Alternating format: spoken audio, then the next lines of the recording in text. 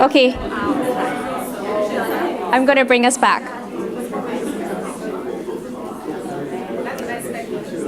So let me ask you. Did you notice any difference when you use the word but? Okay, what happened? You feel bad. Okay, what else? It's as if the focus becomes but, the later part. Yeah. The emphasis is then on what is the latter. Okay? What happened when you use the word and? It balances out. What else? Okay. There was a sustaining or an increasing of what you began saying. It's still there. Okay. So as we, but those could be the thing, the why, I should say, the reason why it's an and, because both of those things are true. I had a really good lunch and traffic was bad, right? And so oftentimes as we relate with people, we might want to, say something good, right? To acknowledge them first. And then we might use the word but. But there is something else that I really think you need to work on, right? And then what do then people hear? They don't hear how you praise them and acknowledge them. And granted, it was just one-on-one too, right? We need 5-to-1. Yeah. And so something to think about, and it could be this is, English in which I'm speaking, and then how do you do it in Chinese, right? And do you have to mix the words around to make it sound like that both of those things are true, but you're not negating and canceling one, okay? So just, it's a small, subtle change, but it can make a difference as we relate. And then I also want to bring up this picture. I'm sorry, I'm kind of old school. I didn't have a PowerPoint today, okay? That a lot of times when we talk about speaking the truth in love, we are trying to balance truth and we're trying to balance love. There are times when someone may need a little more love, and not to say that you don't bring truth into their lives, but they might not be as ready for the truth because they're more vulnerable, they're emotionally more vulnerable. Or other times when they're like, I'm at a better place in my life and I don't need as much love, but I'm really ready for truth and for change. And so we talk about validation and acceptance as I accept you in whatever state you're in. Whatever state you come in today, to Bible study, to church, to our meeting, and so forth. Not but and there are some other truth that we still need to speak into each other's lives.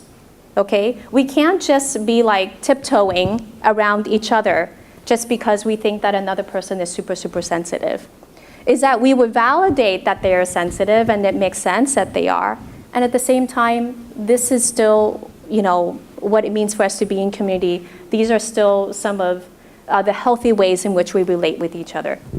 So balancing the validation, acceptance with the truth and the change that still needs to happen. Because God has asked us to be, sharpening each other and edifying each other, and that involves change. And we can't just change with no validation, because then people don't want to hear you. Or that there's so much validation but no pressing for change, then we're not becoming more Christ-like. Yeah. And that's and the and helps with that. It's both of those things and not just one. So it also helps as we learn to be together is that we form one-on-one relationships. In the Bible, in Matthew 18, it talks about if you have an issue with a brother or sister, is that you go and address it with them directly. And to the extent that you're not going anywhere in your addressing with them, is that you involve other people to help. Because there are times when in the large group setting, it may be that, I want to, I'm talking to Sheila because I'm more comfortable with her, and then I really want to find out about Mark over there. And so I talk to Sheila, hey, do you know about Mark, blah, blah, blah. And it's it's so much healthier if Sheila could tell me, hey, you have a lot of questions about Mark, and it would be great if you can direct those questions directly to Mark. And to have that one-on-one relationship, it's just so that we're not playing telephone and that, messages get mixed and so forth. And then it doesn't put Sheila in a difficult position of having to, oh, do I share this? Do I not share this? Is it not too personal? When if you're wanting to find out that the relationship, that information directly, it should be done directly. And to the extent that we don't keep giving out information, then it also discourages another person to keep asking us as well. So forming one-on-one relationships is really helpful. And as we are relating, it helps to use what in the English language calls I statements. And it's something that you might be already familiar with. And you're talking about how another person's behavior or words and so forth is affecting you. So you're not pointing a finger saying, you did this and you did this, but it's more like, when this happened, this is how it's affecting me. I'm speaking to my limitations, and I'm owning that part. And it doesn't sound as accusatory, and it doesn't sound as blaming. So I'm going to ask you to turn to that same person you turned to earlier and practice talking about something that bothered you, but you are using I statements about, well, this bothered me because it affected me in this way. Because there are ways in which we can be very judgmental and say, this happened and I can't believe this person did this, and they should not come to small group. I'm just exaggerating, or maybe not.